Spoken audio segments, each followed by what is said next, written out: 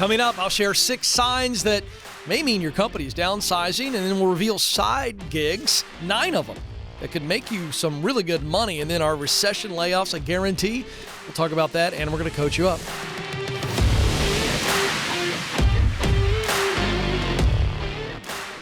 All right, folks, welcome to the Ken Coleman Show, where I coach you to get the competitive edge so that you're making more money and more impact. In other words, a whole lot more money and a whole lot more meaning makes Mondays, a whole lot more exciting.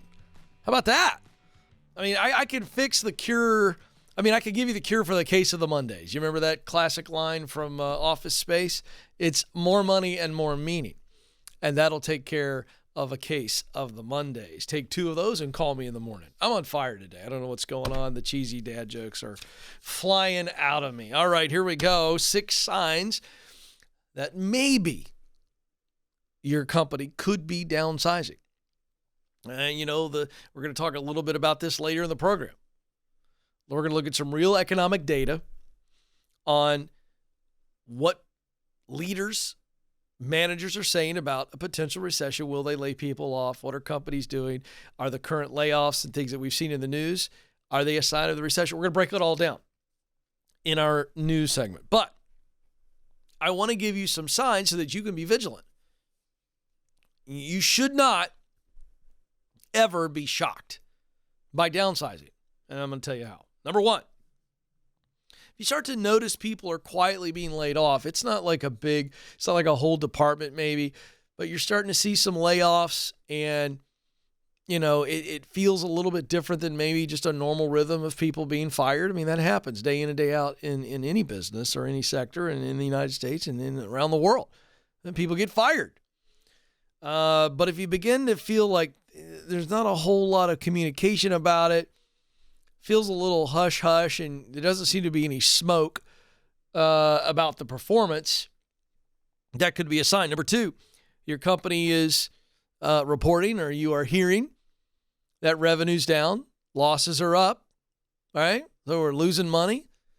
We've had a couple big initiatives that we thought were going to hit. They didn't hit, and that's greatly affected our projections and our budgets. I mean, that's real.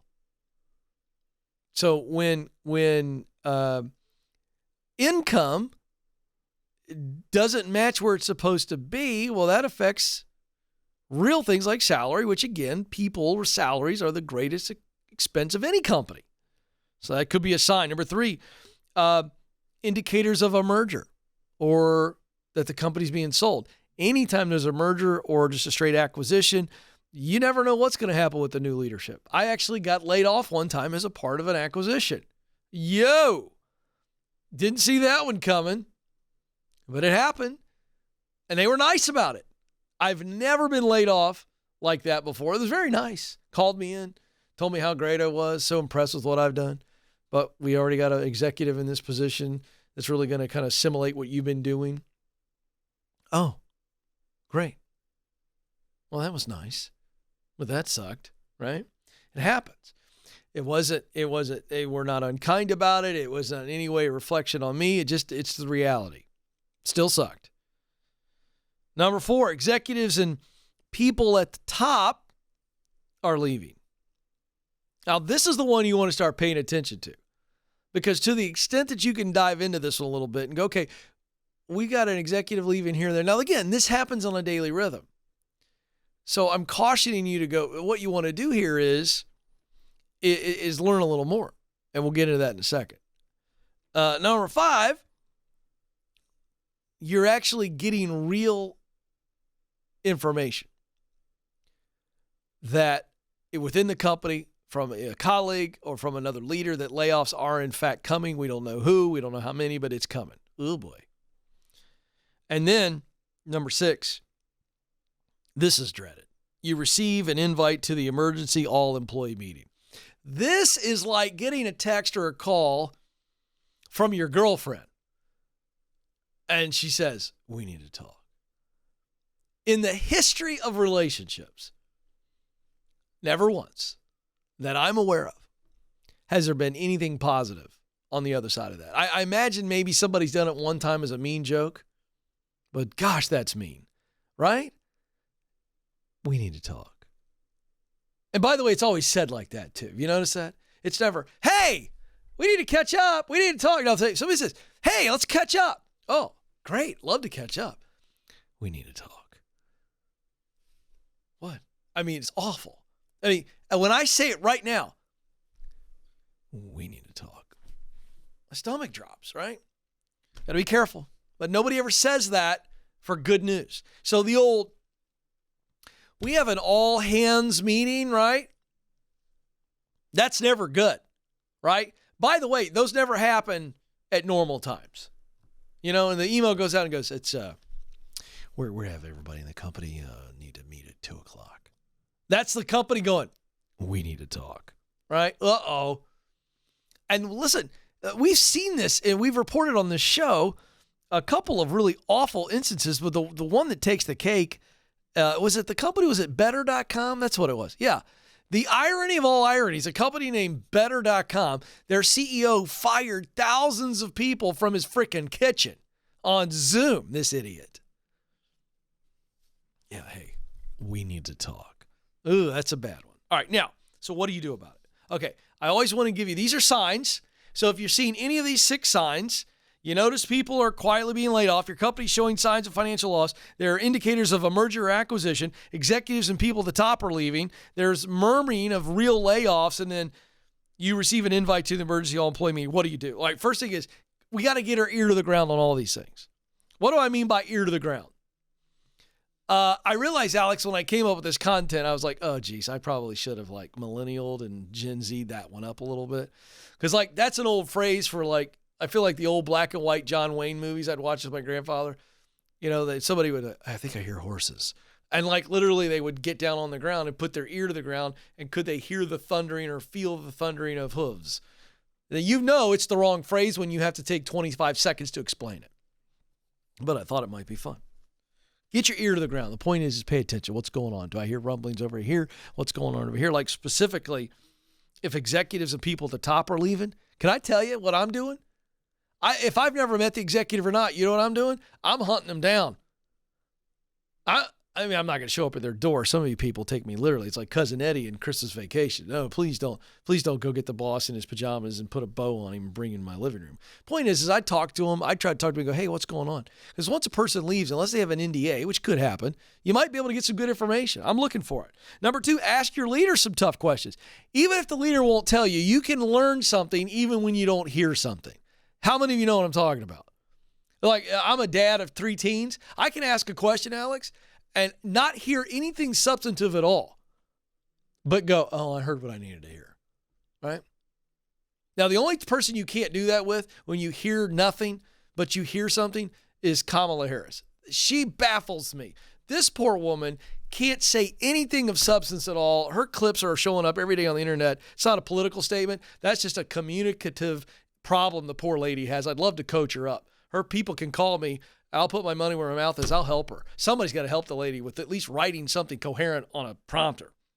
And finally, if the Titanic, put this photo up, if the Titanic is sinking, don't be like the chorus, like the people with the strings on the boat in the Titanic. Look at these guys. They were playing as the boat went down. Don't be that. For those of you who want to level up in your career, I am very excited that I am teaming up with our friends at Ramsey Ed and Ramsey Academy to launch the Career Boost certification. This is a 10-week course that will help you gain essential skills you need to win at work. People skills, project management, goal setting, communication, self-awareness, digital marketing, and sales. I, along with Dr. John Deloney and a number of Ramsey Solutions executives, will be teaching in this course. It is fantastic. It is, you talk about a return on investment, this will do it. Spots are limited for our fall cohort, so don't wait. If you want to learn more about it, all you got to do is apply. You're not committing. You're just applying, so you can talk to the team about it. RamseySolutions.com/boost. That's RamseySolutions.com/boost. All right, let's get to it in the news.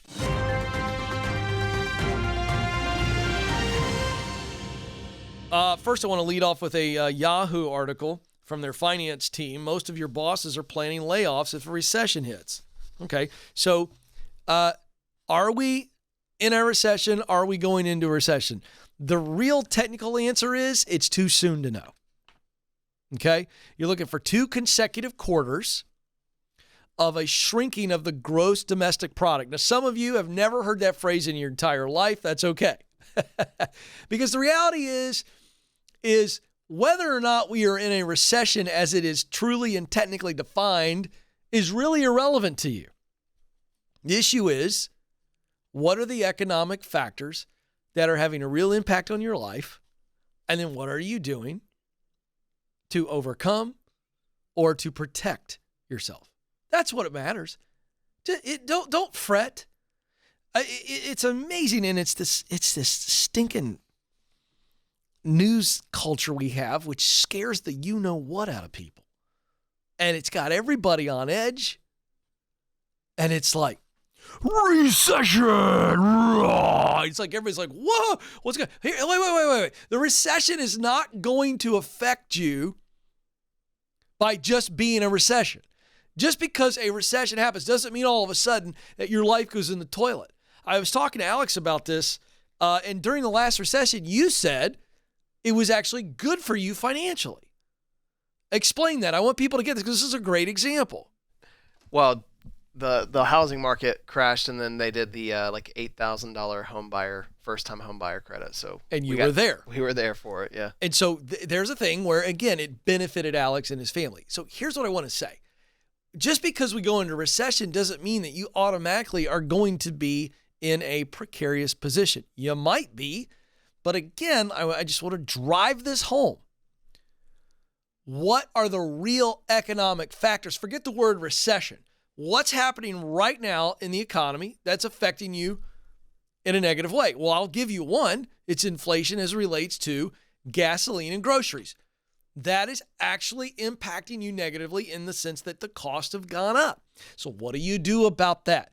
You change your budget. In other words, you cut some expenses in other areas to make up for the increased expenses in those 2 vital areas. You're not living without gas and groceries. Okay? If you're in a suburban environment where you have to drive a car. So what do? You don't freak out and panic. If you got to go get a side job or whatever to make up for it for a little bit or whatever, fine. If you got to cut something, you sacrifice to make up the difference. That's what I'm saying. Don't worry about recession, the word, and all of the unknown monster fears. Just go, wait. What's happening in the real world in my life that's affecting my bank account? All right. 80% of U.S. employees expressed being scared regarding their job security. This is what I'm getting at. According to a recent Insight Global survey. Well, of course they're scared because they're watching the news and it's these anchors and these people talking, and it's designed to keep your attention. Have you ever seen a scary movie without the music? It's fascinating. It's not scary at all. Guy's creeping around a corner with a knife, and I'm going, because I can hear the music. Put the scary music in, and I'm a bundle of nerves. It really does drive those emotions, and that's what the news does. They're the scary music in the creepy fright movies. All right, so 87% of managers, same survey, responded that if a recession hits, they'd likely need to lay off workers. Right, but again, can I just tell you, 87% of people go, well, I mean, yeah, a recession hits. I mean, gee whiz, we're going to have to sell the house. We're going to have to live off of tuna fish for 6 straight months.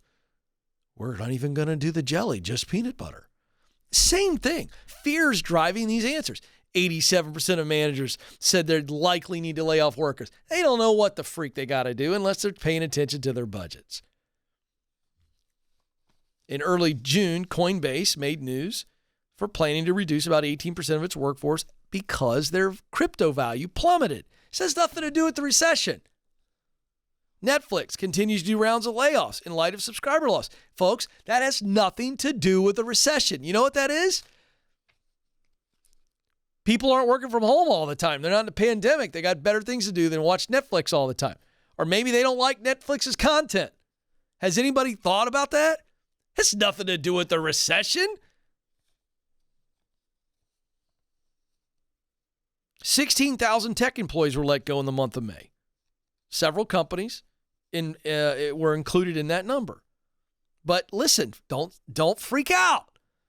Despite that, job postings on LinkedIn saw no notable drop-off in technology companies. In fact, technology companies added jobs. I said that, in a recent show. 25,000 jobs were added in the technology sector in the month of June. So you see what I'm doing here, folks? I'm helping you realize, wait a second. Just the word recession alone is a pretty scary deal. It's freaky, man. We don't know what it means. Oy, yay, yay, yay. There's a lot of factors involved. So it does not automatically mean that you are going to be laid off, all right, if a recession hits. All right, let's go to this. How about some real great ideas for side gigs if you were to be laid off, or if you're trying to get out of debt faster, or you're trying to pay for college, or get your kid a car? Here we go. 9 side gigs is from a Yahoo source that can make you really good money. Lawn care professional, average salary, $55 an hour. There's a company called GreenPal, a lawn care service and app that the CEO, Brian Clayton, describes as Uber for lawn care. So basically, Joe, it's an excuse for you to tell Deb that you need your zero turn, that big, beautiful John Deere zero turn tractor you've always wanted. Oh, thank you. Mm-hmm. How about TaskRabbit? Average salary, you set your own rates. What do? Complete everyday errands for people that are really busy. How about a frequent flyer specialist? Average salary, $80 to $150 a project. You got to be kidding me. Well, you got a lot of people that have frequent flyer miles. They're very busy people. And your job is to help them maximize their frequent flyer miles. It's crazy. But again, it's very project-based. Bookkeeper, $30 an hour. Let me tell you something. A bookkeeper can rack up. Think about all the small business owners who are really scared to death of their taxes, and you come in and offer them a really clean, clear service to take stress off of them. Boy, I tell you what, they'll start passing your name around like it's a hot plate. Online instructor. This could be anything, $30 an hour. You got knowledge or somebody else has got knowledge. They got the curriculum and they need you to teach it online. Boom. You're doing that in your sweatpants at home. Executive assistant, $38 an hour. Some of these are virtual, by the way. Could be a 5, 10, 15, 20-hour a week gig. Virtual executive assistant or part-time. Project manager, $65 an hour. We have a project management course here at Ramsey Solutions. The thing has gone bananas. It is a very adaptable, very easy type of job to translate or transfer that experience and talent into some really nice jobs. Software developer, $55 an hour. This is not new. That's why I send people to betheltech.net. Tell them Ken Coleman sent you. One of the hottest jobs out there. Online reseller, $46 an hour. This is reselling other people's stuff or your stuff. Are you kidding me? Hey, if you need to make extra money, stop wringing your hands and get busy. 844-747-2577 is the phone number, 844-747-2577. KenColeman.com, great resource, tons of free resources for you, and our store with great resources at Ken Coleman on Instagram. Give us a follow there. Joe is up in Phoenix, Arizona. Joe, you're on the Ken Coleman Show. Hey, how you doing, Ken? I'm living the dream, Joe. How can I help? Hey, I've been listening to you last year or so, and thank you, sir. Have a question for you. Okay. How can I make more money utilizing my talents, passion, and mission? I've taken your Get Clear career assessment, and I have the results, and I've been really struggling the last few years of how to increase my income. Okay. Well, give me the purpose statement. Give it to me slow so I can write it down. Top 3 talents. Sure. I'll just read the statement for you. Okay. Was created to use my talents of compassion. Compassion. Okay. Discernment. Connection. Okay. To fulfill my passions of advising. Uh-huh. Leading. Yeah. Performing. Yeah. Okay. To accomplish my mission of service. Yeah. Okay. So let's have a fun little exercise, all right? I believe you can break down the entire world at work into 4 basic categories, okay? They would be people work, process work, idea work, and things work. Things being, more of a building. You're working with your hands, mechanical work, construction work, It's something with the hands, okay? Ideas is kind of the space that I'm in, content, process work, right? That's obviously very detailed, organizational. You understand those categories. People, processes, ideas, and things. Do you understand those categories? Mm-hmm. Yeah. Mm-hmm. Okay. So a person who has the top talents of compassion, discernment, and connection, and has the passion to do the work of advising, leading, and performing for the result of serving, are they going to land in the people, process, idea, or things area? People. You bet. You bet. So Well, can I give you a see. little bit of background. Yeah, go for it. It's your call. So I've been in education, a teacher. In education for over 20 years, and single family income, homeschooling family, and I've got out of education. I've been a success academic coach for the last 11 years, and pretty much do almost what you do with my college students. Okay. So I'm in my sweet spot, but I don't make enough to pay the bills. Okay, so this is really not what to do, it's how to make more money. Right. Okay, well, so again, back to the purpose statement. It's like, how many extra hours do you have if you want to stay where you are? Or do we want to look for opportunities to go, you know what, I'm ready for a complete pivot from where I am? What are you leaning towards? Adding additional income through a second job, or total pivot to where we're doing the thing we love in the sweet spot, but making a whole lot more money? Yeah, the latter. Okay. So you telling me you don't have any ideas and you want me to help you brainstorm ideas? Well, I have I'll share with you what I've been doing, and just wanted to get some insight on maybe, if I'm in the right direction. So I have done the former. I have done the part-time job thing in supplementing my full-time job. Okay. And, but that was a dead end thing. I was working in the grocery store, and then we pivoted to adding, we took away the grocery store job, and now I'm a realtor. And I've been a realtor for the last 2.5 years. And it has not been providing as well as we thought. How much are you making in your college job?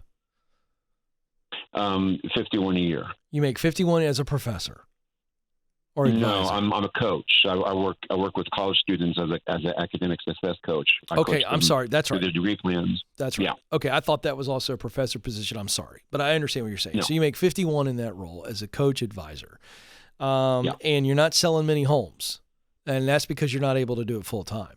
So you're not making the kind of money you want to make, and that's why. But here's the deal: you don't want to be a real estate professional anyway. It's not what you want to do. You want to be connecting with people, discerning what's going on, why they aren't where they want to be.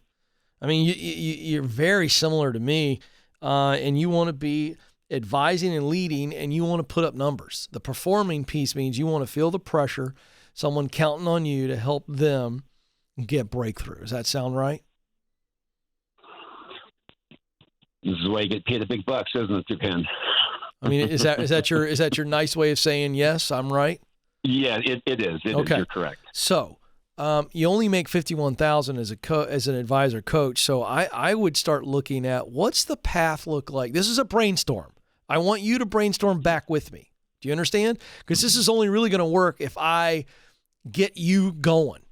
All right. So one thought would be, for you to make six figures, would be to move into corporate training, where you are working for a corporation in-house, and you are helping develop people, or maybe that's HR, or maybe you're working for a corporate training company. That's what they do. They go in and they train people for companies. I think the trainer side of things is in the corporate world. Like any type of training, it allows you to be that advisor, to advise, to lead, to perform. It allows you to use that discernment and connection and compassion and meet people where they are. And it's serving people by helping them improve. I would look at training if you want to increase money, financial coaching is one option, but the real challenge of financial coaching is that is a straight up side hustle that you got to build over time. You don't just hang a shingle out, and go, hey, I'm a financial coach, and you're even making 51. So I think you getting into the private sector is where the money's going to come. You already know what your sweet spot is. The question is, where can I do it where I'm bringing in a whole lot more money? And I will tell you, corporate training, some type of professional coaching, advising, consulting, that's the play for you. That's where the most money is to do what you want to do.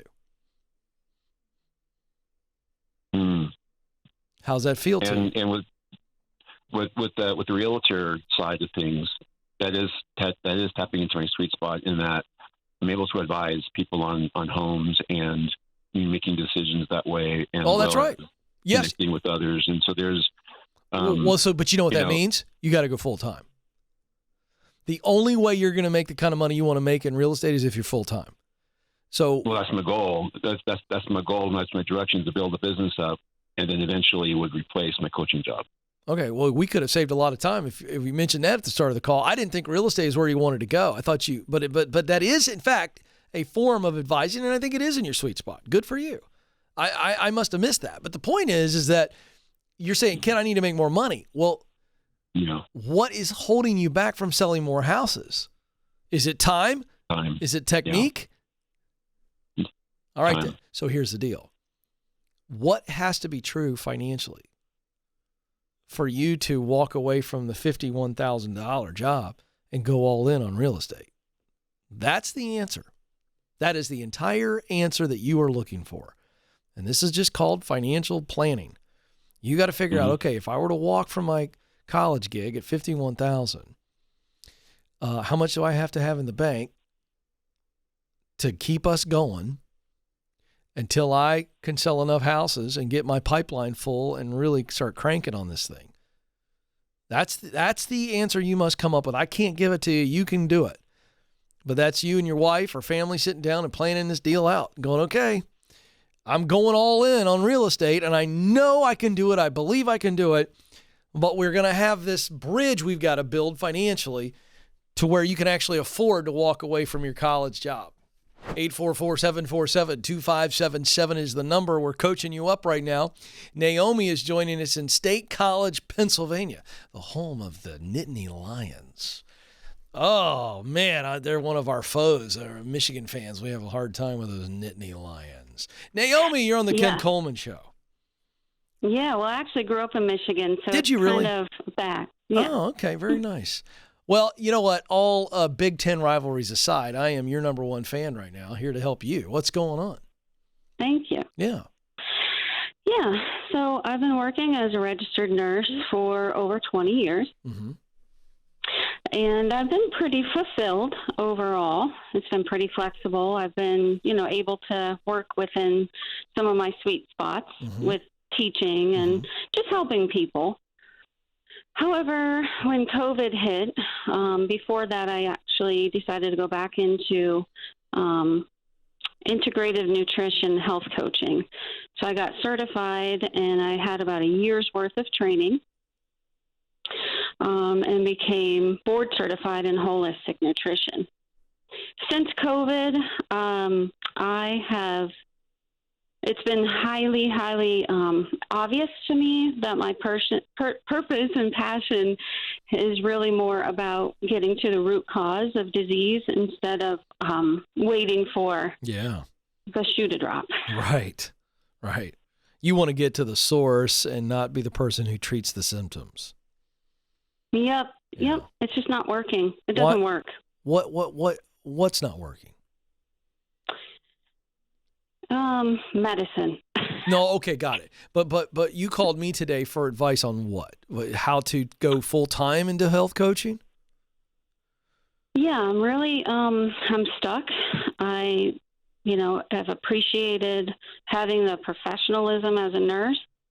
And they keep, keeping us here working. What makes you feel stuck?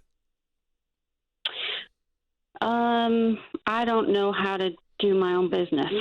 Oh, okay. Have you gotten paid to ever coach anybody on holistic health? I have. Oh, good. Yeah. What do you get paid an hour, if you don't mind? Or what's your rate? Kind of equal. It's probably about 30 an hour. It probably equals out to that. Now, what do you mean by probably equal to that? I'm confused. So when I worked with somebody here that actually was a nutritionist, I worked under her. Okay. And so she charged the client, and you're looking back on it going, based on the amount of time I spent with him, it was about $30 an hour. Yes. Okay. Or maybe less. And is that the only time you've done it, or have you done it 5 times, 10 times, 20 times? I did it for an entire year with her. As a part-time gig or a full-time gig? So it ended up being a full-time gig. Great. So here's the deal. I'm running out of time with you, but I want to get right to this issue. You do know how to run the business because you did it for somebody else, and you paid attention to what she did and how she did it on some level. True or false? Mm-hmm. Mm-hmm. Okay. Yes. So here's the deal. I'm not so much worried about how great you're going to be with accounting because you can hire a bookkeeper for that. But the fact of the matter is, you know what the market rates are. You know what a general ballpark fee should be. I think it should be more than $30 an hour, to be honest with you. I wouldn't do what you do for less than $50 an hour. But I want to challenge you to go out there and see, okay, someone of my experience, what's a going rate? If it ends up being between 30 and 50 an hour, split the difference, go 40. All right? But the fact of the matter is, you got to get out there.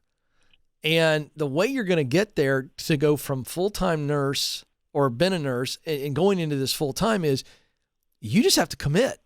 And you've got to make your financial reality such. And I don't know how long it's going to take you, but this is a financial thing, not a professional thing, because you're scared to go all in on it. So I understand that. So if you can do it part-time and build it up to where it becomes full-time, do that. But if it requires you going all in, then that means you're going to have to be patient and wait long enough to put yourself in a financial position to then go all in. Does that make sense what I'm saying? Yes. That's it. It's that simple. Don't overthink it. You're not stuck. You're scared. Yes. Yeah, big difference. Stuck is, I'm in the mud. Somebody reached down and pulled me out. I can't move. No, you're able to move. You know where to move. You know how to move. You've done it. I hope you believe in you as much as I believe in you, Naomi. Get busy. It'll take care of itself. Sometimes, coaching is as simple as making you aware that you're not alone. And what I'm talking about is you are not alone, good folks, when it comes to being victims of horrible bossery.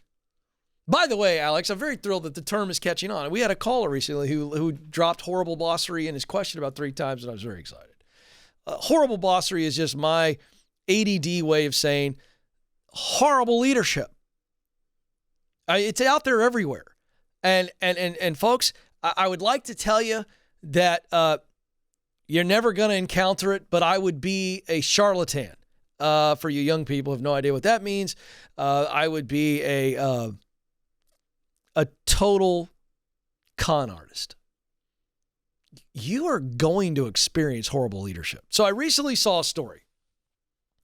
I got all these different things I sign up for to give me news stories. And I recently saw an article that says 35 people share their most absurd resignation stories.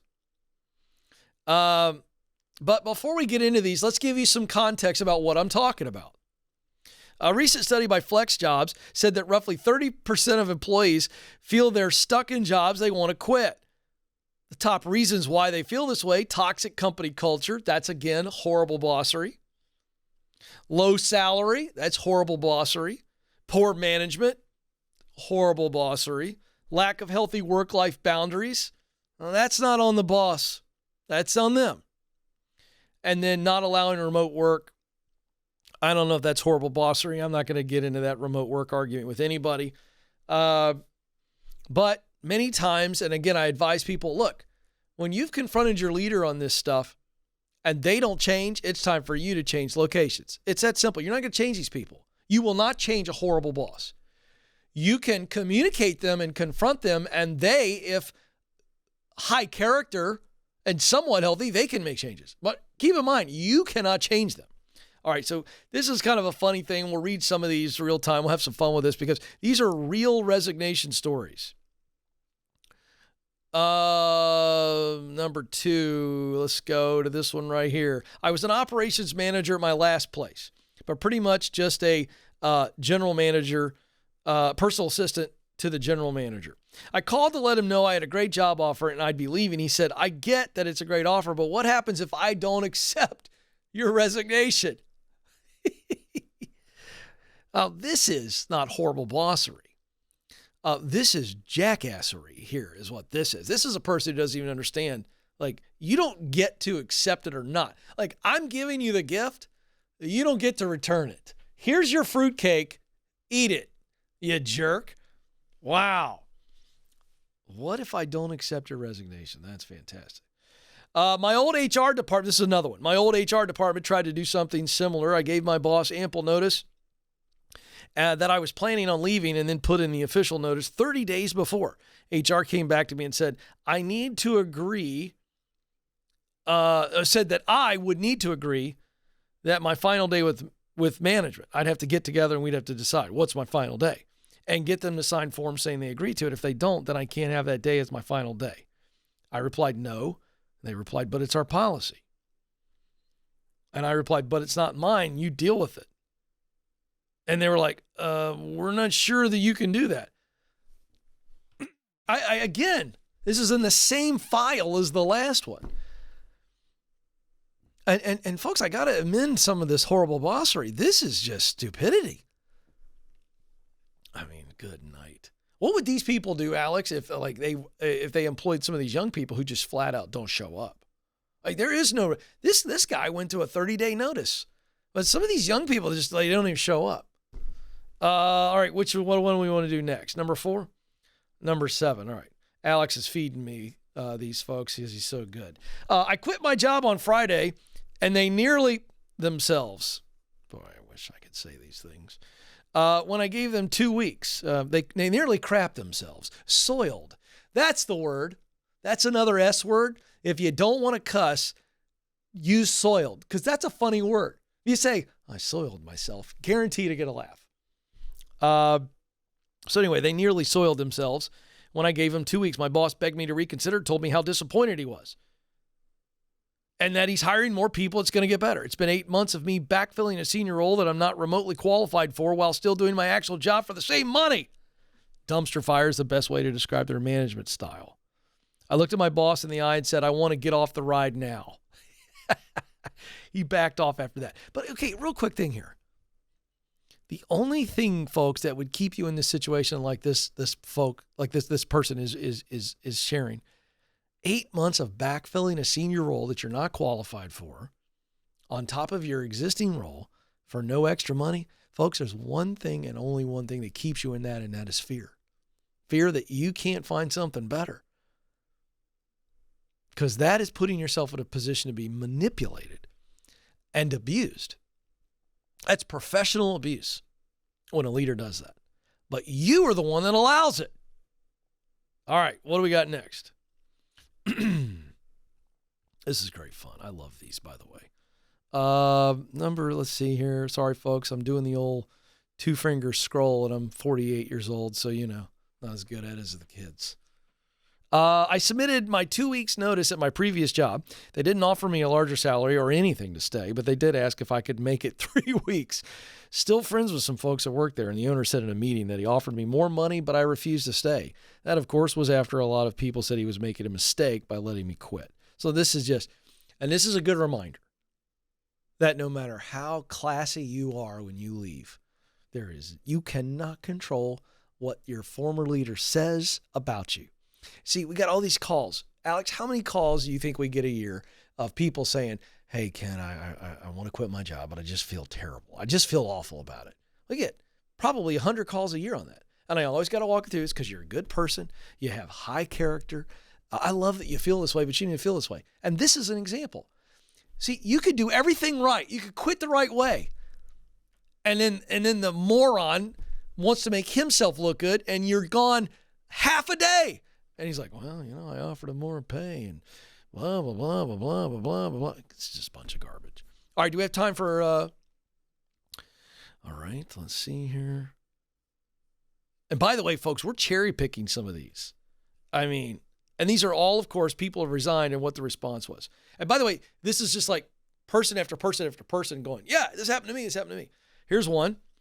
I gave my 2 weeks notice and my boss was like, oh, I can't accept this. Someone's already out on maternity leave and we'll be too short staffed. So then they got 0 weeks notice because I just kind of left. And see, this is the slow clap because this person gets it. We can't accept this. So they got 0 weeks notice. And can I just tell you, this is the right response.